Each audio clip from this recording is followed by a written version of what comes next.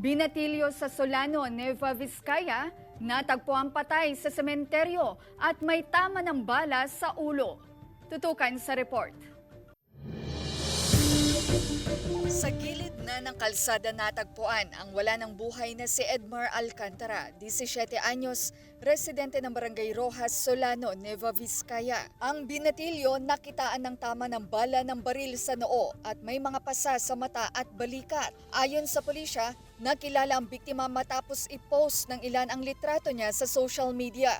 Last po na nakita sa lugar nila, sa bayan po ng Bayambong, 16 po ng gabi ng linggo. Then dito po, natagpuan po natin dito sa bayan ng Solano ng umaga na ng 17 po ng Monday. Palaisipan sa pamilya kung ano ang motibo sa pagpaslang sa biktima.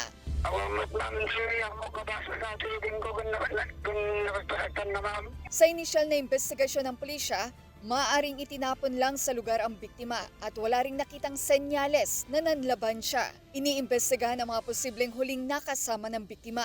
Meron na rin po kaming person of interest po at ngayon ma'am, under investigation pa rin po ma'am.